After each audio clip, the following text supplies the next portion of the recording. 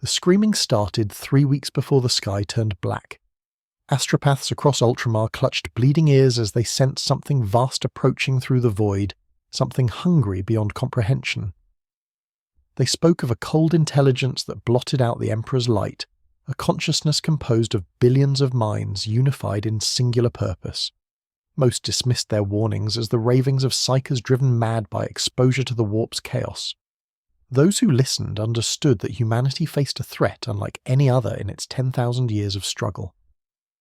Chapter Master Marneus Calgar declared that Hive Fleet Behemoth would be halted at Macragge before it drove deeper into the heart of the Imperium or consumed more of Ultramar. The pronouncement carried the weight of absolute conviction. Spoken by a warrior who had never known defeat. Yet even Calgar, with all his centuries of experience and tactical genius, could not have fully grasped what approached his homeworld. The Tyranids were not conquerors seeking territory or plunder. They were locusts on a galactic scale, driven by an insatiable hunger to consume all biological matter. The warning came from an unlikely source. Inquisitor Fidus Kripman of the Ordo Xenos had investigated the complete stripping of Tyran Primus, a remote research station of the Adeptus Mechanicus. What he discovered chilled him to his core, an entire world devoured down to the bedrock, its atmosphere consumed for whatever trace biomass it contained, leaving behind only lifeless stone. The Magos who had commanded the station, Varnak, had hidden a data codex in a bore shaft 3,000 meters below the surface, a final desperate act to warn the Imperium of what approached. The information within described creatures of nightmare, bioforms adapted for specific combat roles, operating under the control of a gestalt intelligence called the Hive Mind.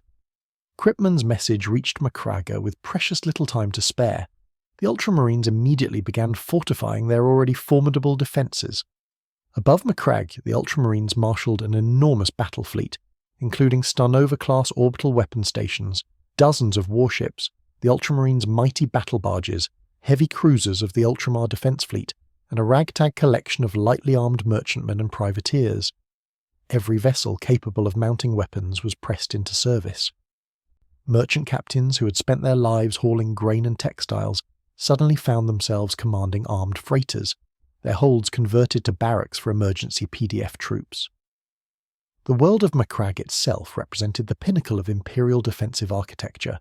Its polar fortresses housed ground-based weapons capable of targeting vessels in orbit, massive lance batteries that could punch through void shields with sustained fire.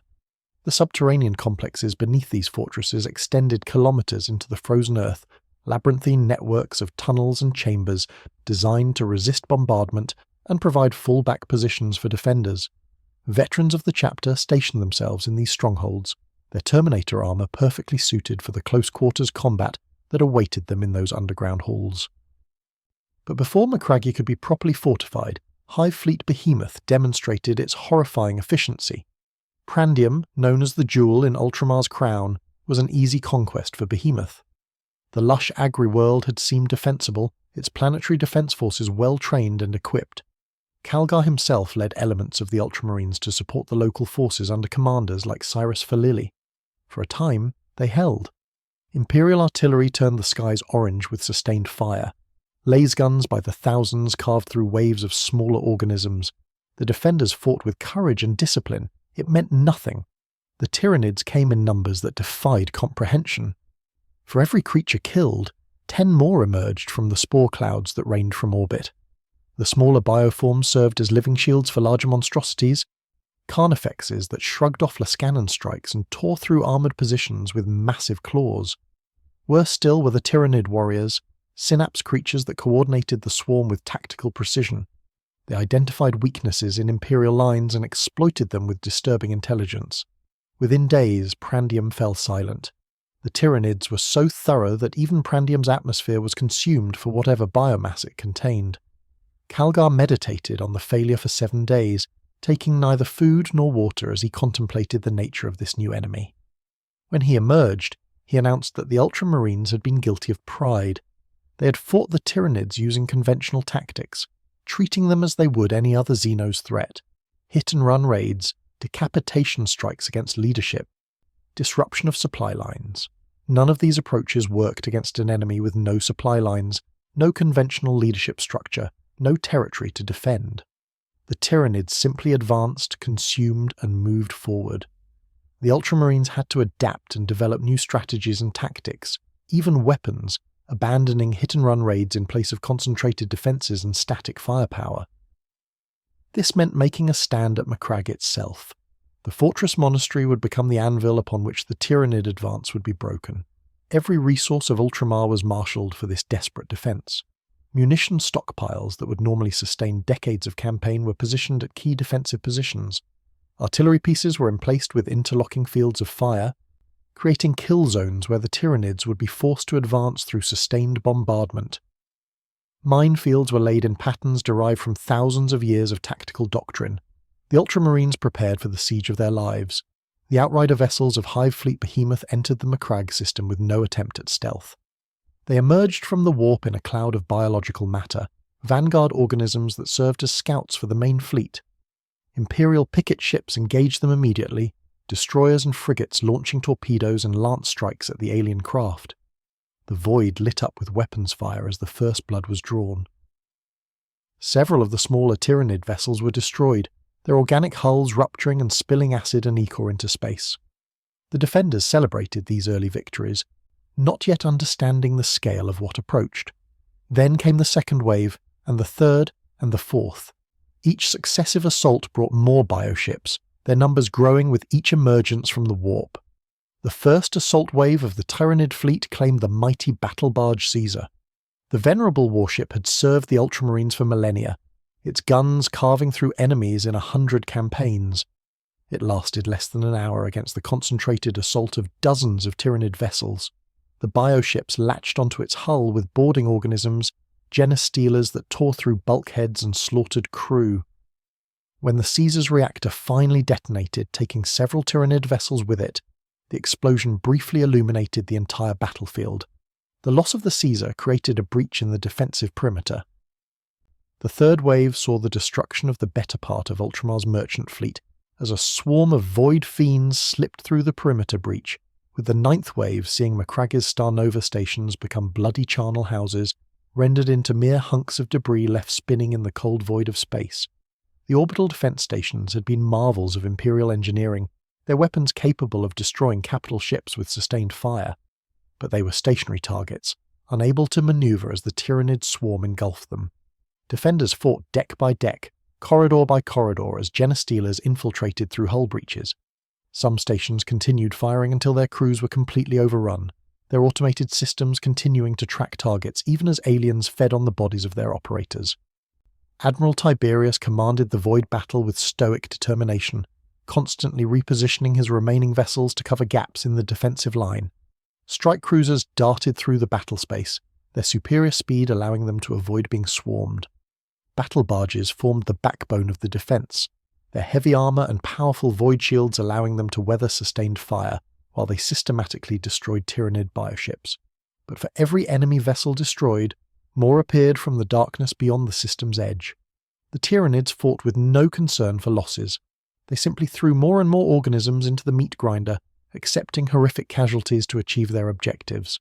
When the 12th assault wave occurred, the orbital defences of Macragge were all but obliterated. The void above the planet belonged to the Tyranids. They had paid for it with thousands of destroyed bioships, but they had achieved orbital supremacy.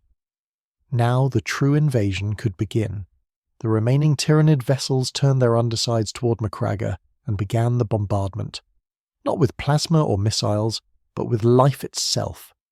Mycetic spores by the millions launched toward the surface, organic drop pods carrying creatures specifically adapted to survive atmospheric entry and immediate combat upon landing. The sky turned black with falling spores. They streaked through the atmosphere like meteors, burning trails across the heavens as friction superheated their organic shells. Point defense systems across Macragge opened fire, filling the sky with tracer rounds and flak bursts. Thousands of spores were destroyed before reaching the surface, their contents incinerated or scattered across the upper atmosphere, but thousands more made it through. They impacted across the planet's surface with thunderous crashes, their shells splitting open to disgorge hordes of termagants, hormagaunts, and larger warrior organisms. Calgar had positioned his forces with characteristic precision. The bulk of the Ultramarines formed three major task forces.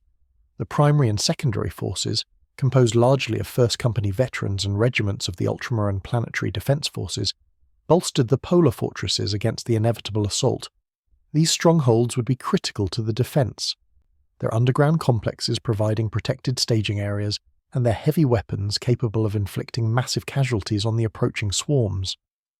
Meanwhile, Calgar personally commanded the largest task force, conducting a series of mobile actions across Macraggie's southern continent.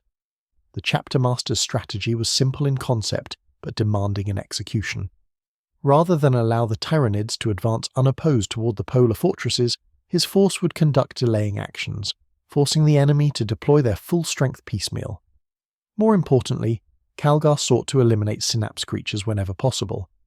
The Ultramarines had learned that lesser Tyranid organisms became significantly less effective when the higher bioforms coordinating them were killed. Target priority shifted to Tyranid warriors, hive tyrants, and other creatures that served as nodes in the hive mind's control network. The fighting was unlike anything in the Ultramarines' long history. Tyranid swarms attacked with no regard for casualties, hurling themselves at Imperial positions in waves that threatened to simply overwhelm defenders through sheer mass. Bolter fire carved through termagants by the dozen, explosive rounds detonating inside alien bodies and sending fragments of chitin spinning through the air. Heavy bolters established overlapping fields of fire that turned entire valleys into killing grounds. Yet the Tyranids kept coming, climbing over the corpses of their own dead to reach the defenders. Calgar himself fought at the forefront, his gauntlets of Ultramar crushing alien skulls and punching through armoured carapaces. The master-crafted power fists incorporated integrated bolters, allowing him to engage enemies at range before closing to melee. His presence inspired the warriors around him, both Astartes and mortal auxiliaries. Where the chapter master fought, there could be no thought of retreat. Veterans who had served for centuries followed his example, wading into the swarms with chain blades roaring and bolters hammering. For days the pattern repeated. The Ultramarines would establish a defensive position, inflict massive casualties on the approaching Tyranids, then withdraw before being completely surrounded. Artillery provided covering fire as they fell back to prepared positions further north. Mines and booby traps slowed the alien pursuit. Calgar's force maintained cohesion through discipline and the excellence of their training, never allowing themselves to be decisively engaged and destroyed. They were buying time with blood, every hour of delay allowing the polar fortresses to strengthen their defences. But the Tyranids adapted. The hive mind learned from each engagement, identifying patterns in Imperial tactics and developing counters. Tunnelling organisms began appearing behind Imperial lines, bypassing prepared defences to attack from unexpected directions. Flying bioforms provided aerial reconnaissance, identifying weak points in defensive formations. Most disturbing of all, the Tyranids began demonstrating actual tactical coordination beyond simple swarming behaviour. They conducted flanking manoeuvres, concentrated forces at decisive points, and even held reserves back from initial assaults. The crisis came at Sirocco Starport. Calgar had planned to use the facility as a staging area for rapid redeployment of forces via shuttle. The Sirocco Starport was infiltrated by Genostealers, which destroyed much of Calgar's shuttle fleet along with its pilots and auxiliary defenders. The creatures had somehow penetrated the starport's security while remaining undetected, possibly hiding in cargo containers or maintenance tunnels. When they struck, it was with devastating efficiency. Pilots died in their bunks, their throats torn out before they could raise an alarm. Maintenance crews were slaughtered at their workstations. The auxiliary forces garrisoning the starport fought back, but Genostealers were nightmares in close combat, their rending claws tearing through flak armour as if it were parchment. By the time Ultramarines reinforcements arrived to purge the infestation, the damage was done. The loss of the shuttle fleet meant Calgar's force had limited mobility. More critically, the destruction of the auxiliary regiments at Sirocco significantly reduced the total manpower available for the defence. The planetary defence forces had been expected to hold secondary positions, while the Astartes concentrated on the most critical sectors. Now those mortals were gone, leaving gaps in the defensive plan that would have to be filled by stretching remaining forces even thinner. Calgar made the difficult decision to abandon the southern continent entirely. His force would consolidate at Cold Steel Ridge, an industrial complex on the frozen northern seas. It was not an ideal defensive position, but it offered certain advantages. The complex was built into the ice itself, providing some protection against bombardment. The terrain approached through narrow valleys that would canalize the Tyranid advance, forcing them into kill zones. Most importantly, it was the last major position before the northern polar fortress.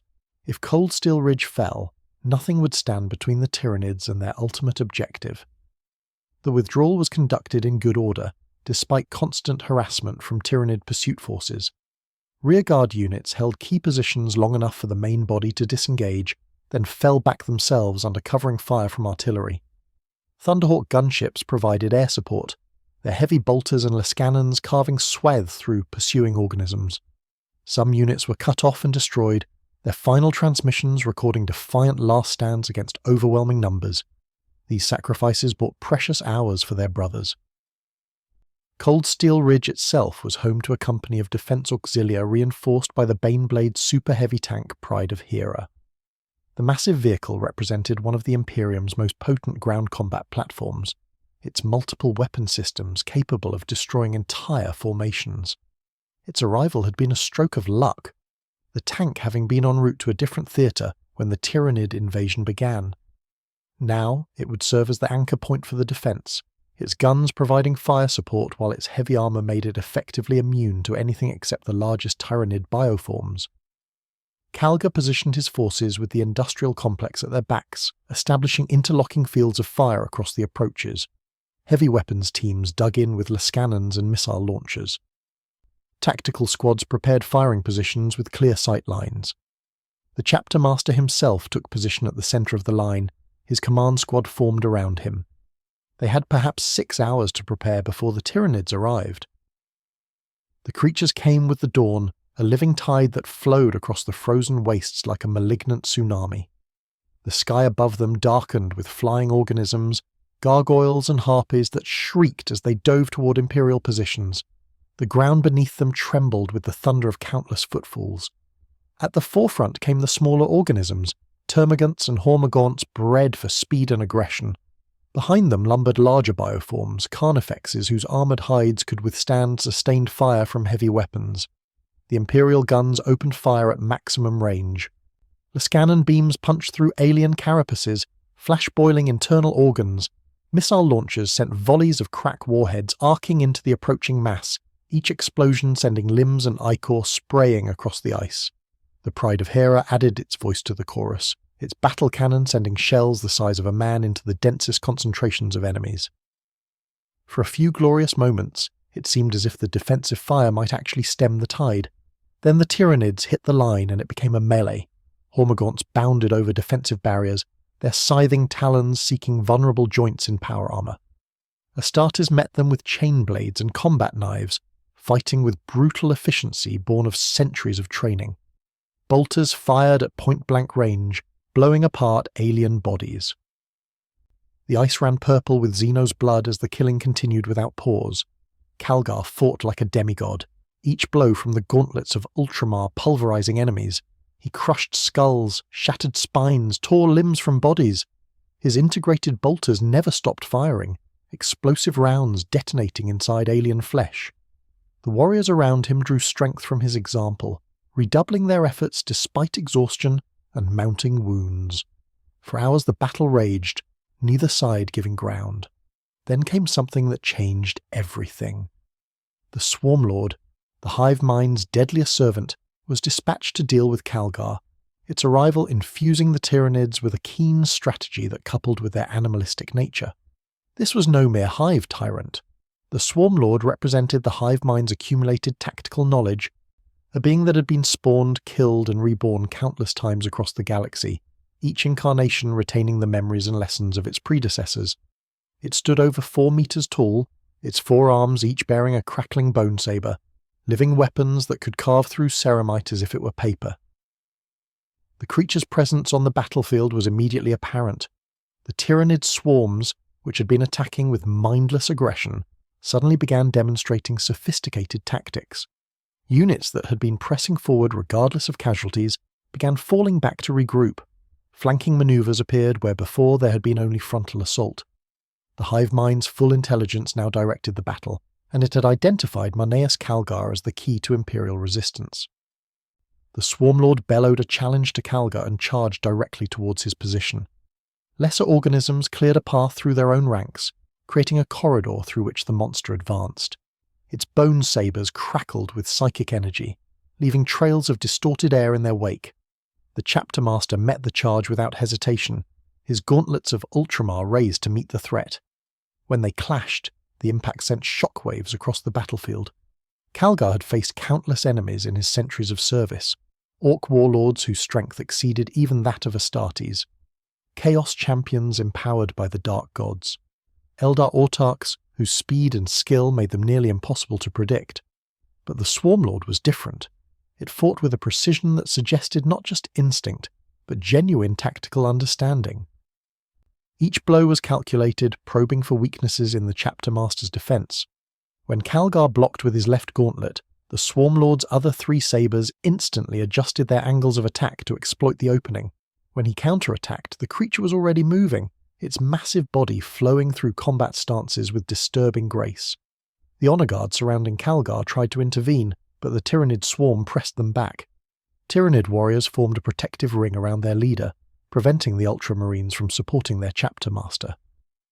The battle became a series of individual duels as formations broke down and discipline gave way to desperate survival. An Ultramarine would kill a Tyranid warrior only to be torn apart by 3 Hormagaunts striking from different angles. A squad of Terminators cut their way through dozens of lesser organisms before a Carnifex crashed into them, its massive bulk scattering the veterans like toys. The duel between Calgar and the Swarmlord continued for what felt like hours but was likely only minutes. The chapter master landed several devastating blows, his power fists cracking the creature's armoured carapace and spraying ichor across the ice. But the Swarmlord healed impossibly fast, its regenerative capabilities allowing it to shrug off wounds that would have killed any other organism. Worse, it was learning. Each exchange taught the creature more about Calgar's fighting style, and it adapted its tactics accordingly. Around them, the battle reached a crescendo of violence. The Pride of Hera continued firing, its guns never silent. But even the mighty Baneblade could not stem the tide. Tyranid warriors had identified the tank as a priority target and directed waves of organisms toward it. Termagants swarmed over its hull, their flesh borers firing into vision slits and weapon ports. Hormagaunts used their scything talons to attack the treads, attempting to immobilize the vehicle. The crew fought back, using the tank's hull-mounted weapons to sweep clear the parasites, but for every dozen killed, more appeared. An Ultramarine Devastator squad positioned on elevated ground poured heavy weapons fire into the Tyranid rear ranks, their missile launchers creating fountains of gore with each impact. The sergeant coordinated their fire with practiced efficiency, identifying high-value targets and directing his squad's attention accordingly. They killed a Tyranid warrior, watched the surrounding lesser organisms falter in confusion as their synapse link was severed, then immediately shifted fire to another synapse creature before the swarm could reorganize. It was textbook application of doctrine, exactly as the Codex Astartes prescribed. Then a Trigon erupted from beneath their position. The massive serpentine creature had tunneled through the ice, bypassing all surface defenses to attack from below, its bioelectric weapons discharged in a cascading wave that cooked the Devastators in their armor before they could react. The sergeant had just enough time to trigger his suit's self-destruct, ensuring that his chapter's wargear would not fall into Xenos' hands before the Trigon's mandibles closed around him. Such scenes played out across the entire battlefield. Pockets of resistance fought with desperate courage, but the tide was inexorable. The Ultramarines were being overwhelmed not through superior skill or tactics, but through sheer weight of numbers. For every Tyranid killed, 2 more appeared. The ice beneath their feet was carpeted with corpses, both human and Xenos, creating treacherous footing that turned the battle into a nightmarish scramble across a field of the dead. Calgar felt his body weakening. Even his enhanced physiology had limits, and he had been fighting without pause for hours. His armor had taken dozens of hits, the ceramite cracked in multiple places, the system struggling to maintain functionality. One of his gauntlets sparked intermittently where a bone saber had pierced the casing. His secondary heart was working overtime to compensate for blood loss from a dozen wounds, but he could not falter. His warriors needed him. Macragga needed him. The Swarmlord sensed the Chapter Master's fatigue and pressed its advantage. Its attacks came faster now, a blur of crackling blades that forced Calgar onto the defensive. He blocked, parried, dodged, but each exchange cost him ground. His responses slowed fractionally, the accumulated damage taking its toll. When one of the bone sabers finally penetrated his defense, slashing across his torso and carving through both ceramite and the flesh beneath, Calgar knew the battle was lost. The Chapter Master staggered, pain shooting through his nervous system despite the training that allowed him to compartmentalize such sensations. The Swarmlord saw its opening and attacked with all 4 blades simultaneously. Calgar raised his gauntlets to block, but the creature was too fast, too strong. The bone sabers carved through his armor, opening massive wounds across his chest and arms. Blood, startlingly red against the purple-stained ice, poured from the injuries. The Ultramarines' honor guard could not stop the Swarmlord from rending, tearing, and gravely wounding Calgar. The creature loomed over the fallen Chapter Master, preparing to deliver the killing blow. Its alien features held no triumph, no satisfaction. It was merely completing its function, eliminating the primary threat to the hive mind's advance. Around them, the Tyranid swarm pressed forward with renewed vigor, sensing victory. Just in time, Thunderhawk gunships arrived from orbit and blasted the Tyranids back to clear enough room to land and evacuate the survivors. The aircraft descended through a storm of flying organisms, their weapons blazing. Heavy bolters carved through gargoyles, sending the creatures spiraling toward the ground in pieces. The scannons burned holes through larger bioforms. The Thunderhawks touched down in a tight formation, their assault ramps dropping to allow the survivors to board. Commander of the Guard Aloysius held back the Swarmlord and its attending Tyrant Guard as the rest of the Honor Guard helped Calgar to safety. The veteran warrior fought with the fury of the Emperor's own Angels of Death, his power sword carving through alien flesh. He knew he would not survive, that this was his final service to his Chapter Master and his Primarch's legacy. But he would ensure that Manius Calgar lived to fight another day. He would ensure that the Ultramarines had a chance to win this war. The other members of the Honor Guard dragged their wounded Chapter Master toward the nearest Thunderhawk, bolters firing one-handed as they retreated. Tyranids pressed in from all sides, seeking to prevent the evacuation.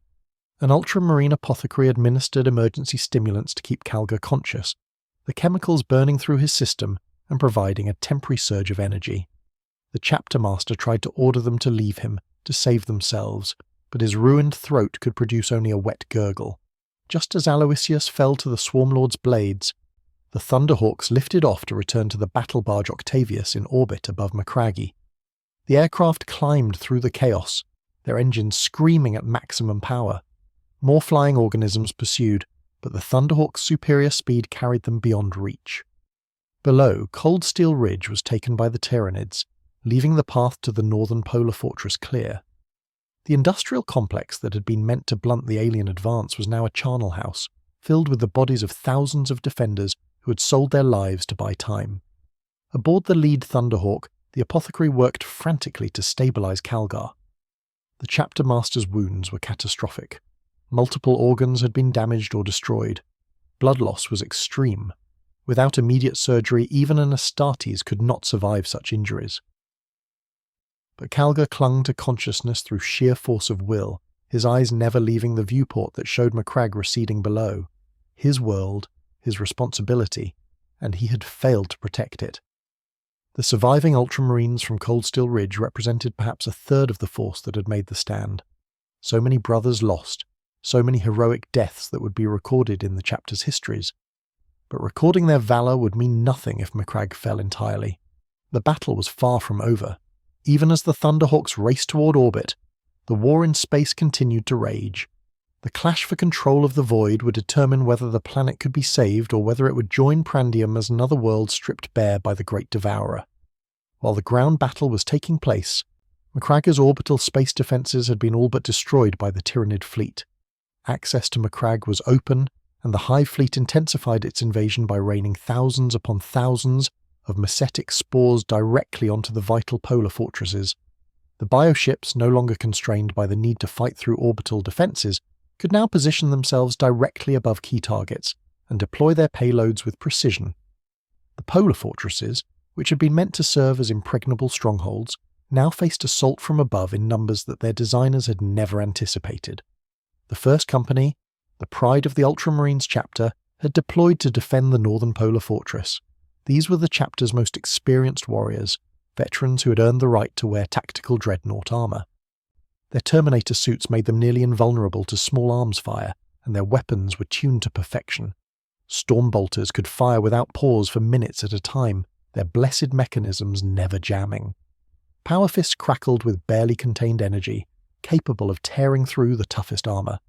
Assault cannons spun up to firing speed in fractions of a second, spewing hundreds of rounds downrange. Captain Saul Invictus commanded the first company with quiet authority. He had served the chapter for over 3 centuries, participating in some of its most glorious campaigns. Under his leadership, the veterans of the first had never known defeat. They had held the line at the gates of Parmenio against orc hordes that outnumbered them 100 to 1. They had boarded and purged chaos vessels in the warp-touched regions beyond the Maelstrom. They had served as the tip of the spear in the Corinthian Crusade, breaking the back of Wah. Skargor threw a series of perfectly executed decapitation strikes. Now they would face their ultimate test. The northern polar fortress consisted of a surface installation housing the primary weapons batteries and an extensive underground network that descended kilometers into the frozen earth. The Tyranids would have to take both to truly control the facility. The first company positioned themselves throughout the complex, with heavy weapons teams covering the main approaches and reaction forces ready to respond to breaches. Their plan was sound, based on centuries of defensive doctrine. They would make the Tyranids pay for every meter of ground in blood. The Macetic spores came down like rain. They punched through the fortress's void shields, overwhelming the defensive systems through sheer volume. Point defense turrets tracked and destroyed hundreds of the organic drop pods, but thousands more made it through. They impacted on the fortress's surface, around its perimeter, even in the valleys beyond the defensive positions. The shells split open and Tyranid organisms poured forth, immediately orienting on the fortress and beginning their advance. The first company opened fire with disciplined volleys. Storm bolters hammered at the approaching swarms, each burst cutting down multiple organisms. Heavy bolters established fields of fire that turned entire areas into kill zones. The fortress's automated defences added their weight to the barrage, multi-lasers and heavy stubbers creating a wall of fire that should have been impossible to cross. Thousands of Tyranids died in the first minutes of the assault, then thousands more. The ice before the fortress became a carpet of alien bodies, purple blood running in streams that quickly froze in the Arctic cold. But the Tyranids kept coming. They clambered over the bodies of their dead, using the corpses as cover and as ramps to reach higher positions. Hormagaunts bounded forward in suicide charges, knowing they would die but drawing fire away from more valuable organisms following behind. Tyranid warriors advanced with inexorable patience, their weapons returning fire and forcing the Terminators to take cover. Larger creatures, Carnifexes and Tyrannofexes, waded through the defensive fire as if it were merely an inconvenience, their armoured hides absorbing punishment that would have destroyed tanks. The battle devolved into a desperate grind. The Terminators held their positions with the stubbornness that was their chapter's hallmark, refusing to yield a single meter. When ammunition ran low, they switched to close combat, their power fists pulverizing aliens. When their armor systems failed under the accumulated damage, they continued fighting until their bodies gave out. This was what they had been created for, the ultimate expression of their purpose as the Emperor's chosen warriors. Captain Saul Invictus commanded the first company with the quiet confidence of a warrior who had honed his brothers into the finest fighting force in the chapter. He had rebuilt the company carefully after the losses sustained during the Corinthian Crusade, gradually expanding it with stolid veterans drawn from the rest of the chapter, in accordance with the edicts of the sacred Codex Astartes. Squad cooperation was flawless, fire discipline superb. As first captain, Invictus also bore the title Regent of Ultramar, overseeing much of Macragge's governance when the chapter master was occupied with other duties. It was Invictus who had requested that the first company be assigned to protecting the 2 polar fortresses, judging rightly that the Tyranids would attempt to neutralize these vital linchpins in Macragge's orbital defense network. Now, as thousands of Mycetic spores rained down upon the northern fortress, Captain Invictus stood at the center of his company and watched the storm approach. The fortress's automated defenses hammered at the descending swarm, point defense lasers carving through organic drop pods by the hundreds. But the sheer volume overwhelmed every defensive measure. The sky turned purple with alien matter, the air thick with the stench of burning chitin. When the first spores impacted, splitting open to disgorge their contents, the veterans of the first company were ready. Storm bolters opened fire in disciplined volleys, each burst calculated for maximum efficiency.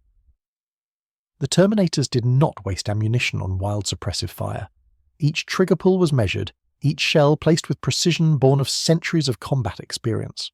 Hormagaunts charging across the ice were cut down mid-stride, their bodies tumbling forward in broken heaps. Termagants attempting to establish firing positions were eliminated before they could raise their flesh borers. The killing was methodical, almost mechanical in its efficiency. The Tyranids died in their hundreds, then their thousands. The ice before the fortress's primary entrance became a charnel field, purple blood freezing into grotesque sculptures. Bodies piled upon bodies, creating obstacles that even the Tyranids struggled to navigate. Yet they continued coming, an endless tide of alien flesh driven by a hunger that transcended reason. For every organism killed, 3 more emerged from newly arrived spores. The sky continued to rain death, and the defenders could only endure. Hours passed in a blur of constant combat. The Terminators rotated positions to allow overheated weapons to cool, their movements coordinated with the precision of a well-oiled machine.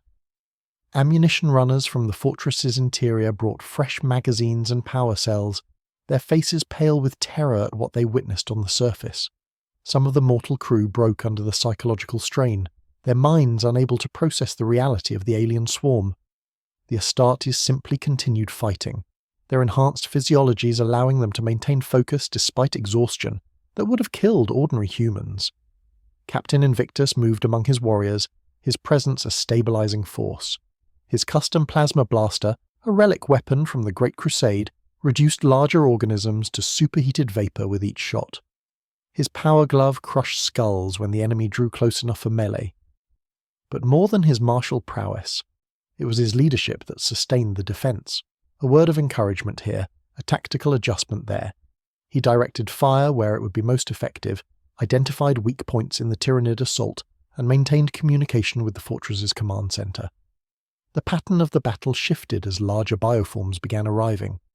Carnifexes, their armored hides capable of withstanding sustained fire from heavy weapons, crashed into the defensive perimeter. The Terminators adjusted their tactics, focusing concentrated fire on these priority targets while using flamers to clear the smaller organisms that swarmed in their wake. An assault cannon ripped through a Carnifex's armored plating, the sustained burst finally finding a vital organ. The creature collapsed, its death throes crushing several Hormagaunts beneath its bulk. Then the Tyranid warriors arrived and everything changed. These synapse creatures coordinated the swarm with terrifying intelligence. They identified the Terminators' firing lanes and directed organisms to approach from angles that minimized their exposure. They targeted specific defenders, concentrating attacks to overwhelm individuals rather than spreading their forces across the entire defensive line. The battle became exponentially more difficult as the mindless horde transformed into a directed weapon. Invictus recognized the threat immediately and adjusted his company's priorities. Storm bolter fire shifted to target the Tyranid warriors, attempting to sever the synapse links and return the swarm to its disorganized state. Several warriors fell to concentrated fire, their psychic screeches echoing across the battlefield as they died. But for each one killed, another seemed to take its place. The hive mind was committing significant resources to breaking the northern fortress, recognizing it as a critical objective. The fortress's outer defenses began to fail as the Tyranids overwhelmed automated turrets and destroyed defensive emplacements. Genestealers infiltrated through service tunnels, emerging behind the main defensive line to attack the Terminators from unexpected angles. Brother Valerius died when 3 Genestealers struck simultaneously, their rending claws finding the weak points in his armor. Brother Theron fell moments later, dragged down by a swarm of Hormagaunts that tore at his suit's joints until they breached the ceramite. Each death diminished the company's strength, and there were no reinforcements available. Invictus made the difficult decision to withdraw into the fortress itself. The underground complex would provide better defensive positions, turning the battle into a close-quarters grind where the Tyranids' numerical advantage would be somewhat negated. The withdrawal was executed with textbook precision, each squad covering the others as they fell back through the fortress's massive blast doors. The doors sealed behind them with a resounding boom, temporarily blocking the alien advance. It bought them perhaps an hour, maybe less.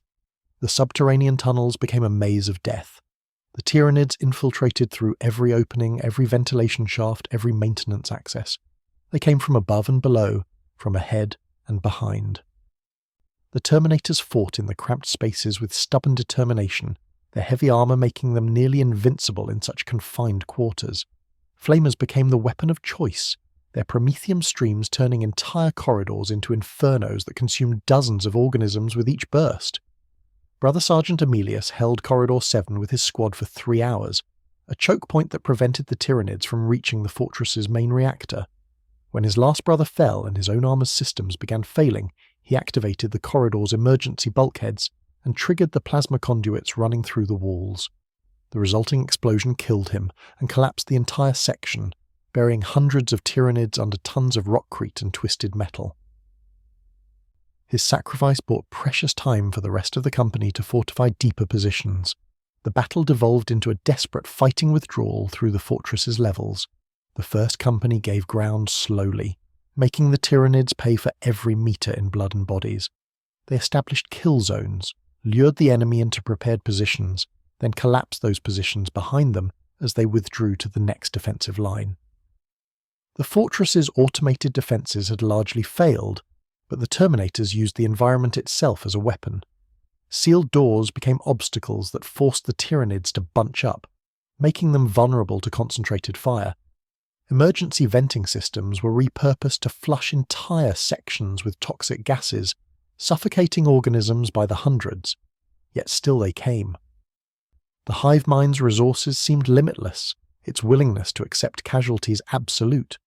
For every Tyranid killed, more poured through the breaches in the fortress's defences. The first company's numbers dwindled with each engagement. 20 Terminators became 15, then 10, then fewer still. Each fallen brother was mourned, but there was no time for proper rites.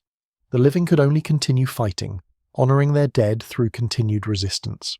Captain Invictus led his remaining warriors to the lower generatorium, the fortress's heart. It was the last defensible position, a vast chamber housing the primary power generators. The surviving Terminators established a perimeter around the massive machines, knowing that this would be their final stand. No retreat remained. No extraction was possible. They would hold this chamber until death took them all, or until the battle was somehow won. The Tyranids assaulted the generatorium with every organism they could commit. They poured through the access corridors an endless stream of alien flesh and fury. The Terminators formed a circle, backs to each other, their weapons firing without pause. Stormbolters hammered at the approaching masses. Power Fist crushed any creature that drew close. The air became thick with promethium smoke and the stench of burning flesh. The chamber's walls ran with purple ichor as thousands of organisms died in the killing ground. Hours blurred together. The Terminators fought with the mechanical precision of servitors, their enhanced metabolisms pushed far beyond normal tolerances. Invictus lost track of time, his entire existence reduced to a simple cycle of target acquisition and elimination. His plasma blaster's energy cell ran dry, forcing him to rely solely on his power glove for close combat. A Carnifex crashed into their defensive circle, its massive bulk scattering several Terminators before concentrated fire brought it down. Brother Maximus died crushed beneath the creature's weight, his armor unable to withstand the impact. The circle contracted as their numbers dwindled. 15 Terminators became 12, then 9, then 6. Ammunition ran low, forcing them to scavenge from their fallen brothers. Captain Invictus knew they could not hold much longer. His own armor had taken catastrophic damage, the system struggling to maintain basic functionality. Blood, his own and that of the enemy, covered his armor in a grotesque mixture. Yet he continued fighting, his example inspiring the handful of survivors to match his determination. In orbit above Macraga, a different battle reached its climax. Maneus Calgar, his wounds stabilized but far from healed, commanded the surviving elements of the Ultramarines fleet from the bridge of the battle barge Octavius. The Medicae had done what they could, injecting combat stimulants and sealing the worst injuries. But the chapter master looked like death itself. His armor was stained with his own blood, the ceramite cracked and scorched. One eye was swollen shut, his breathing laboured through damaged lungs. But his mind remained sharp, his tactical acumen undiminished by physical trauma. The Void battle had not gone well. The Tyranid bioships, having deposited their cargo of spores upon Macragge, now withdrew from orbit. Calgar recognised it as a tactical manoeuvre rather than a true retreat. The hive mind was repositioning, drawing the Imperial fleet away from the planet where the polar fortresses could no longer provide supporting fire. It was a trap, but Calgar had no choice but to pursue. If the Tyranid fleet was allowed to regroup and return, Macragge would be assaulted again with even greater force. The orbital defences were gone, the ground forces were committed. This was the moment to strike. The Ultramarines fleet pursued the retreating bioships to the ringed world of Circe at the edge of the Macragge system. The gas giant hung in space like a malevolent eye, its rings of ice and rock creating a complex environment that would complicate any void battle. Calgar ordered his ships to maintain formation as they approached, suspecting the Tyranids had chosen this location deliberately. His instincts proved correct when a second Tyranid fleet emerged from concealment within Circe's rings, revealing itself with terrifying suddenness. The Hive fleet had split its forces, using one element to lure the Imperial fleet into a trap while the other waited in ambush. It demonstrated strategic thinking far beyond what the Ultramarines had expected from the Xenos. The Tyranids had learned from their earlier engagements, adapting their tactics to exploit Imperial aggressiveness. Now the Ultramarines fleet found itself outnumbered and surrounded, the Tyranid bioships closing in from multiple vectors. Calgar's tactical display showed the grim reality. His fleet was outmatched by at least 3-1. The Tyranid bioships were larger and more numerous than intelligence had suggested. Some of the creatures were the size of Imperial cruisers, their weapons capable of stripping void shields with sustained fire. Smaller bioships swarmed around the larger ones like parasites, their acid projectiles eating through armor plating. The Ultramarines fought with desperate courage, but they were being systematically destroyed. Strike cruisers darted through the battle space, their superior speed allowing brief moments of advantage before the Tyranids adapted. Battle barges formed the fleet's core, their heavy armor absorbing punishment that would have crippled lesser vessels. But even these mighty warships could not withstand indefinite assault. One by one, Imperial vessels succumbed to the swarm. The strike cruiser Fortitude was overwhelmed by boarding organisms, its crew slaughtered deck by deck. The battle barge Indomitable, its void shields collapsed and its hull breached in a dozen places, continued fighting until a massive bioship latched onto it and began consuming the ship's very structure. Calgar watched his fleet die with stoic acceptance. He had gambled and lost. The Tyranids had outmaneuvered him, used his own aggression against him. Now Macragge would fall. The polar fortresses would be overrun without orbital support. The chapter would be destroyed. Everything he had fought to protect for centuries would end here, in the cold void above a gas giant whose name would be remembered only as the site of the Ultramarines' final defeat. Then reality rippled and parted, revealing shapes that Calgar had desperately hoped to see. Imperial warships, hundreds of them, dropping from the warp with textbook precision. The sight was glorious, almost miraculous. Over 200 vessels bearing the Imperial Aquila emerged into real space, their weapons already powering up as they assessed the tactical situation. Heavy cruisers, missile destroyers, battleships, and at their head, the massive form of an Emperor-class battleship that could only be the Dominus Astra, flagship of Battlefleet Tempestus. Lord Admiral Wrath commanded Battlefleet Tempestus with the confidence of a man who had spent his life waging void war. He assessed the situation with a single glance at his tactical displays, instantly understanding what had occurred. The Ultramarines' fleet was minutes from complete destruction, caught in a Tyranid trap. His arrival had changed the equation, but the enemy still held numerical superiority. This would not be a clean victory. This would be a slugging match where tonnage and firepower would determine the outcome. The Imperial fleets caught the Tyranid bioships in a vice. The Ultramarines fleet to one side, Battlefleet Tempestus to the other. The Tyranids found themselves suddenly fighting on two fronts, their advantage in numbers partially negated by the need to divide their attention. The void lit up with weapons fire on a scale rarely seen, even in the constant warfare of the 41st millennium. Lance batteries carved through bioship hulls. Torpedo spreads detonated in massive explosions that sent fragments of alien matter spinning into space. The Tyranids returned fire with living projectiles, acid sprays, and bioplasma that melted through armor plating. The battle raged for hours.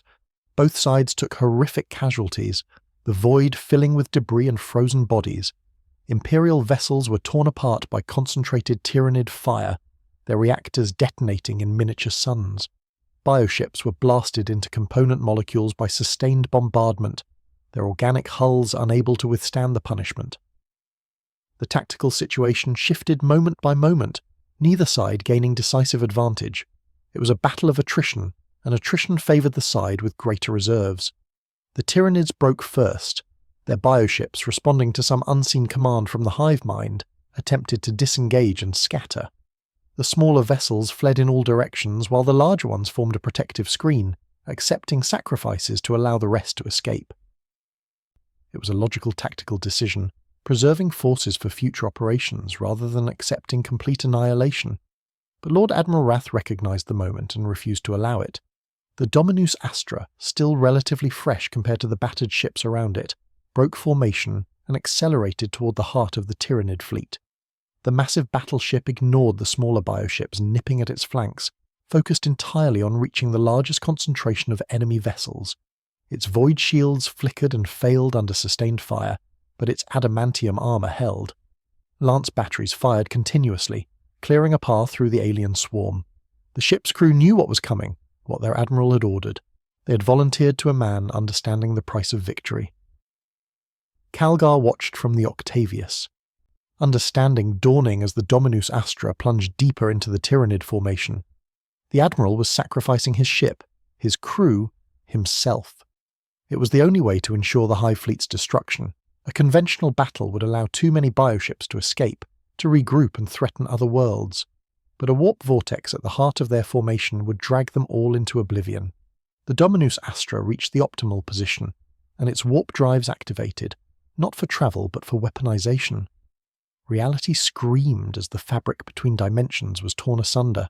A vortex opened, a wound in space through which the immaterium bled into reality. The gravitational forces were immense, irresistible. Tyranid bioships were pulled into the maelstrom despite their desperate attempts to escape. The larger vessels resisted longest, their massive bulk providing momentary resistance, but one by one they too were dragged into the churning madness. The Dominus Astra disappeared into the vortex it had created, taking with it hundreds of Tyranid vessels and tens of thousands of organisms. The remaining bioships, those fortunate or distant enough to escape the immediate pull, found themselves scattered and disorganized. Without the Hive Fleet's central coordination, they became isolated targets. The surviving Imperial vessels, both Ultramarines and Tempestus, methodically hunted down and destroyed these remnants. Within another hour, the void above Circe was clear of living Tyranid vessels, but the battle was far from over.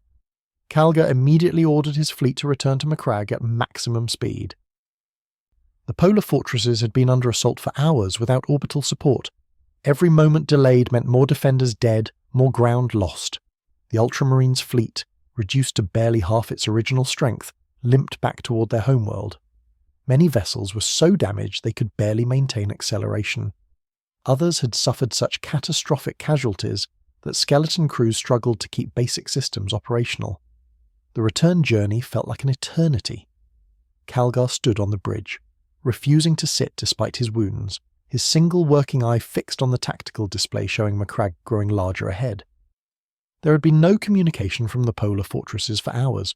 The last transmissions had been fragmented, barely coherent reports of being overrun. He feared what they would find upon arrival. The fleet achieved orbit and immediately began scanning for targets. The surface showed massive Tyranid infestation, but the concentration around the polar fortresses had diminished. Many of the organisms appeared to be wandering aimlessly, lacking coordination. It suggested the hive mind's control had been severed when the fleet was destroyed at Circe. The synapse network that had directed the ground assault had collapsed, leaving the surviving organisms operating on instinct alone. Calgar ordered immediate deployment of all available forces. 3rd Company and 7th Company, having remained in reserve aboard the fleet during the space battle, would drop directly to the fortresses. They would assess the situation, eliminate remaining Tyranid organisms, and search for survivors. The chapter master wanted to lead the assault personally, but his wounds made that impossible. He could barely stand, and combat was beyond his current capabilities. He was forced to watch from orbit, waiting for reports from the surface. 3rd Company's strike cruiser descended through Macragge's atmosphere and made for the northern fortress. From the air, the devastation was staggering. The fortress's surface structures had been almost completely destroyed. Mycetic spores carpeted the surrounding area, thousands of the organic pods creating a grotesque landscape. Bodies, both human and Xenos, were scattered across the ice. The fortress's primary entrance had been breached, the massive blast doors torn from their mountings. The Thunderhawks landed in the fortress's outer courtyard, their weapons blazing to clear the immediate area of Tyranid organisms. The creatures that remained showed no coordination, attacking randomly rather than with the focused aggression that had characterized the earlier assault. Without synapse control, they had devolved into little more than animals, still dangerous but manageable for space marines in power armor. The 3rd Company advanced into the fortress's interior, flamers leading the way. The corridors were charnel houses, littered with bodies and ichor. Tyranid corpses were piled so thick in some sections that they had to be cleared with explosives just to create a path forward. The company's dreadnoughts proved invaluable, their heavy armor and weapons allowing them to push through areas still infested with organisms. They burned their way deeper into the complex, following the trail of destruction toward the lower levels. The evidence of the 1st Company's fighting withdrawal was everywhere. Collapsed corridors where they had denied the enemy passage, sealed bulkheads that had been held against impossible odds, choke points where dozens of Tyranids had died attempting to break through. The 3rd Company followed this path of carnage, knowing they would find their brothers at its end. The lower generatorium had become a tomb. The 3rd Company entered through the main access corridor, having cleared the approaches of the few remaining organisms. What they found stopped them in their tracks. Tyranid bodies were piled 20 yards deep around the chamber's centre, a mountain of alien corpses that had to be excavated to reach what lay beneath. Within the room, a circle of Terminators lay where they had fought back to back. Captain Saul Invictus and his remaining warriors had made their final stand here, surrounded by enemies beyond counting. Each fallen Ultramarine was found with his weapons empty, having fired until the very last shell. Their armor was rent and torn, bearing witness to the ferocity of the final moments, but they had fallen facing their enemies, none having retreated or broken. They had died as Ultramarines, as sons of Guilliman, defending Macragge to their last breath.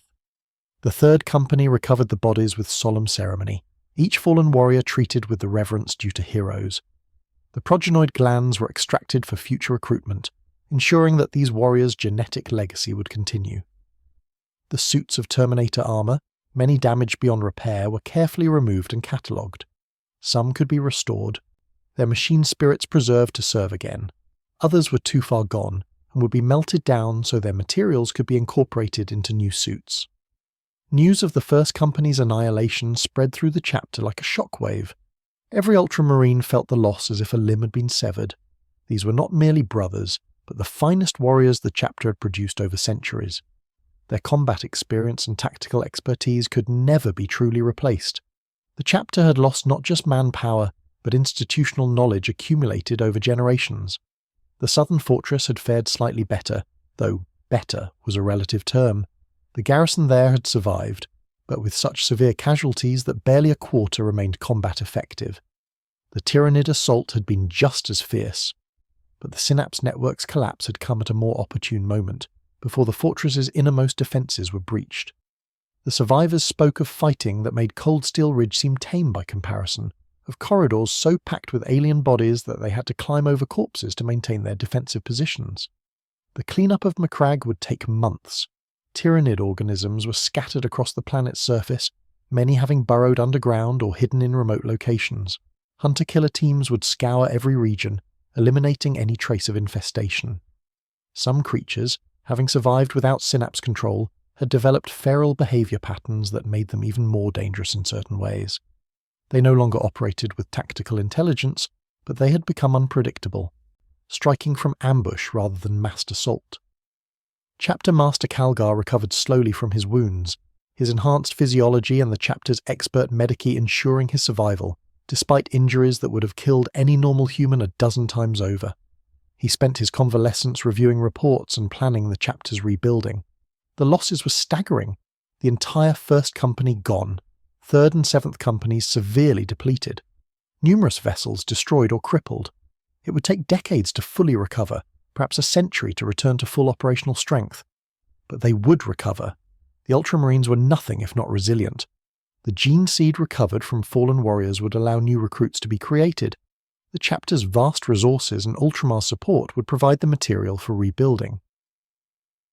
Most importantly, the victory at Macragge, despite its terrible cost, had proven that the Tyranids could be defeated. They were not invincible, their strategies could be countered, their biology, for all its horrifying efficiency, had vulnerabilities that could be exploited. Chaplain Orton Cassius, who had accompanied 3rd Company in their desperate fight to relieve the 1st, requested and received permission from Calgar to create a special unit.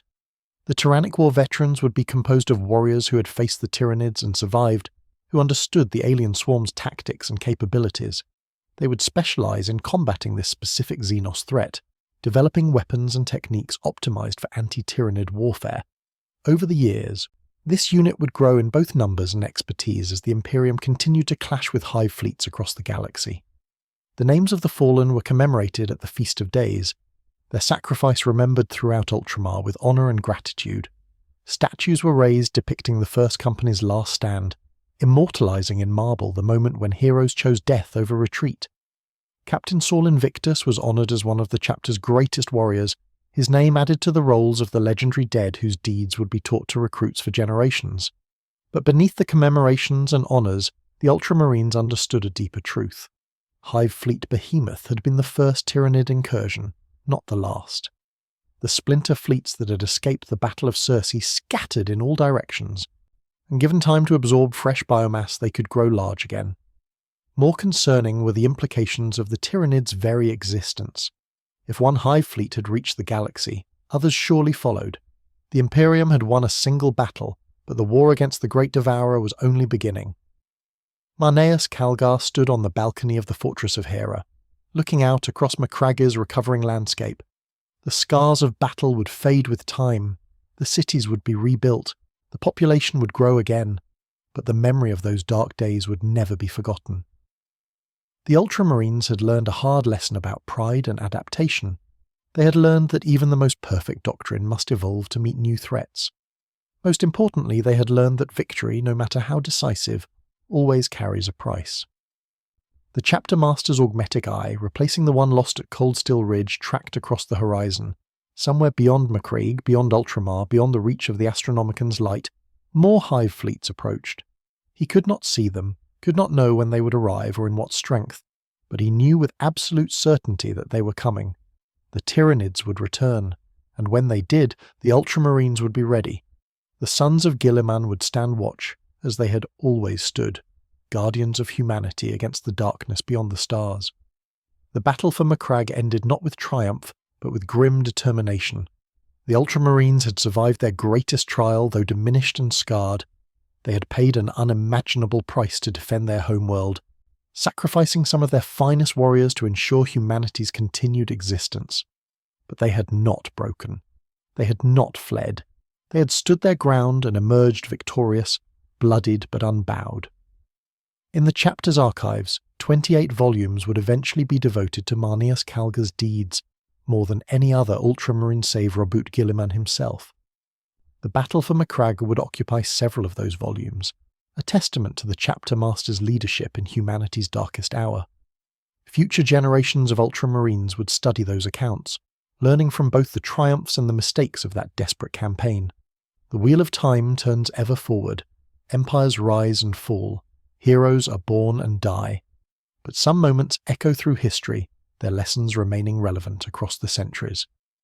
The battle for Macragge was such a moment, a pivot point where humanity stared into the abyss of extinction and chose to fight rather than submit.